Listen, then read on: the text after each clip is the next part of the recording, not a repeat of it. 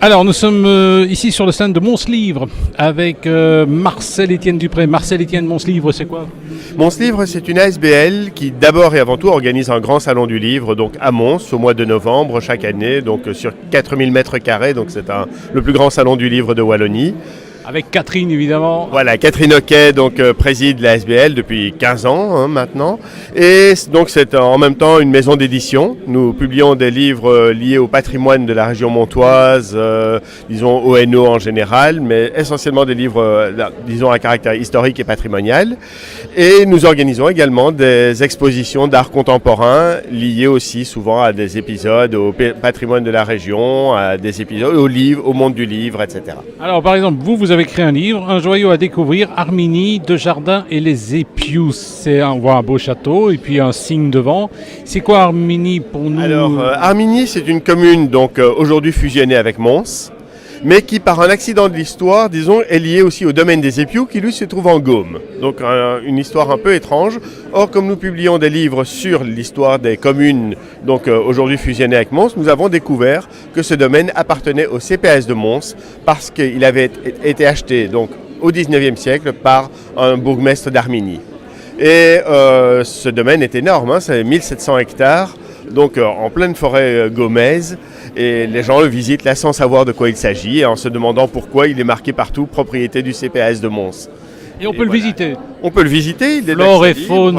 Voilà, c'est un magnifique domaine à ce point de vue-là. On peut se promener dedans, c'est essentiellement cela. D'ailleurs, des promeneurs, cyclistes et comme ça, c'est d'accès libre. Mais par contre, on ne peut pas encore. L'étang central, qui est très grand, une quinzaine d'hectares, n'est pas accessible parce qu'il est réservé à la pisciculture. Et ben voilà, donc c'est à découvrir, un superbe livre, hein, Armini, Desjardins et les Épius, paru chez Mons Livre. C'est un livre que l'on doit à Marcel-Étienne Dupré. Merci Marcel. Merci. Nous sommes ici au stand de Anne Kibutine. Déjà le titre, c'est un titre assez humoristique. Pourquoi avoir choisi ce titre? Parce que je me prénomme Anne et j'aime bien les ânes. Et puis l'âne qui butine, les abeilles qui butinent, celles qui vont de fleur en fleur pour prendre le pollen. Et donc nous on va de salon en librairie en auteur pour vendre la bonne parole. Non, pour choisir nos auteurs. D'accord. Et après pour vendre la bonne parole. Alors vous choisissez des auteurs particuliers. Est-ce que vous avez une ligne directrice précise? Non, on n'a pas de ligne directrice précise. On aime les écritures contemporaines et celles qui nous étonnent, comme tous les autres éditeurs vous le disent. Alors par exemple, je vois comme bouquin Tabliers et maillots de bain. Ça c'est édité chez un autre, c'est parce que je suis aussi auteur et j'ai coécrit avec Françoise Zizon-Leroy un texte. C'est un très beau texte, un tablier et maillot de bain. Oui. Mais allez, par exemple, Rémi Cecchetto. Alors Rémi Cecchetto, c'est un français, alors là on est complètement en poésie contemporaine et ce texte parle pendant 350 pages de pas parler parole. Voilà. Donc, dis donc, c'est voilà. Alors nous avons Werner Lambercy, à l'ombre de bonsaï. Alors à l'ombre du bonsaï, donc Werner est un poète francophone belge qu'on adore, qui est plus dans une poésie classique et dans une poésie très ramassée. Et donc là, on est plus sur un esprit légèrement asiatique, d'où le titre. Ah d'accord. Alors je vois par exemple collection Barracuda, l'âne qui beauté. Vous avez plusieurs collections. On a plusieurs collections. On a la collection Xylophage, Barracuda. On essaie toujours d'avoir des noms de collections qui ont attrait à un animal. Eh ben ça va, c'est à découvrir ici. Merci. Nous sommes avec Patrick Boutin, également un auteur chez Cactus Ciné Branlin. Alors Patrick, vous venez ici, vous découvrez le salon de Charleroi, c'est pas mal, c'est sympa. Hein. C'est plutôt sympa, oui, il y a une bonne ambiance. Je suis plutôt content d'avoir fait le voyage depuis Paris. Donc je suis bien ici, oui. Alors cela dit, qu'est-ce que vous écrivez, vous ? Là, le recueil qui a été publié par Cactus Ciné Branlin, c'est un recueil d'aphorismes entrecoupé de quelques petits dialogues, disons, un peu grivois. Alors, à votre avis, rappelez-nous un peu les aphorismes. Ce sont des formules courtes, hein. Ce sont des métaphores ou pas? Non, ce ne sont pas des métaphores. Moi, les aphorismes dont il est question ici, ce sont plutôt des sentences un peu lapidaires, avec des jeux de mots surtout. Je joue beaucoup avec les mots. Et de là... Est-ce que vous en avez une en tête pour nous allécher? Non, là, en tête, j'en ai pas en tête, non. Et comment il s'appelle votre dernier recueil? Le fruit défendu, en 2 mots. Ah ben voilà. Voilà, ça, parce qu'en fait, oui, la poire, c'est le fruit défendu. Alors, cela dit, vous avez aussi écrit des romans ou pas? Non, là, je suis en train de J'ai écrit des manuscrits qui ne sont pas encore publiés. Ce sont des nouvelles. Là, je me consacre à l'écriture de nouvelles, un peu avec, disons, beaucoup d'humour noir. Eh ben ça va, on viendra vous découvrir, merci. Avec plaisir. Bonne journée. Nous sommes ici avec Aurélien Denis, jeune auteur qui édite chez Méo Édition. Je ne vous connais pas du tout, alors d'où venez-vous? Je viens de Dinan. Oui. Alors, votre style, c'est quoi?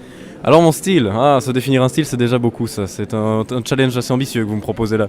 Bah oui, c'est pour ça que je vous le propose. Alors je vais vous dire que c'est plus de la poésie. J'écris d'abord j'ai commencé à écrire des recueils de poésie et j'ai eu la chance de publier chez Méo mon premier roman à 4 mains avec Claude Rossi, qui est donc un roman qui a de fortes inspirations poétiques dans le style. Si. La poésie, ça marche pas, c'est ringard ça. Ah ça c'est ce qu'on dit. Mais quand elle est bien portée et qu'on en veut et qu'on sait que la poésie est en soi révolutionnaire, je crois qu'elle a toute sa place dans une société moderne. Moi en fait j'ai été dégoûté, et je vois là mon ami Didier Ocula, moi j'ai été dégoûté par la poésie, par la manière dont on enseignait la poésie en humanité. Est-ce que je me trompe? Ah bah ça, alors ça dépend du professeur que vous avez eu d'abord, parce qu'il y a de très bons professeurs qui transmettent très bien la poésie et d'autres qui le font très mal. Maintenant, et puis je suis pas là pour juger, on ne parle de son ressenti, mais je crois quand même que si on sort un peu la poésie de ses rayons de bibliothèque et qu'on la fait passer sur la scène, qu'on l'oralise, parce qu'elle est faite pour ça la poésie je pense, à mon point de vue, elle reprend toute sa voix et toute sa nécessité. Est-ce que le slam c'est une forme de poésie? Bien sûr. Ah oui, bien sûr. Est-ce qu'il faut rimailler pour faire de la poésie? Pas forcément. Ça c'est oui, on a souvent cette idée-là en tête de dire oui, la poésie ça rime, il faut qu'il y ait des rimes. Mieux vaut ne pas rimer et avoir une belle poésie que des rimes plates et mauvaises pour se revendiquer de la poésie. Alors moi je me souviens certainement du film Le Cercle des Poètes Disparus, oui, où à un moment donné, moi je me souviens, il y a toute une série de mots qu'on utilise, acrostiche, etc. Mais c'est pas de la technique la poésie. Ou ça passe ou ça passe pas, ou on aime ou on n'aime pas, quoi. Bien sûr, de la part du lecteur, évidemment. Maintenant, le poète, lui, peut se charger de toutes ces techniques-là pour essayer de mener son lecteur là où il a envie de le mener. Et là où ça devient intéressant, c'est que le lecteur peut soit l'envisager par rapport à son ressenti et dire j'adore ce poème, et d'autres lecteurs vont partir à la recherche de ces techniques qu'ont utilisées les auteurs pour dire bah tiens, qu'est-ce qui se cache là-dessous. Donc c'est un jeu multiple la poésie. Alors la poésie, est-ce que ça marche? Est-ce qu'on achète des bouquins de poésie? Non.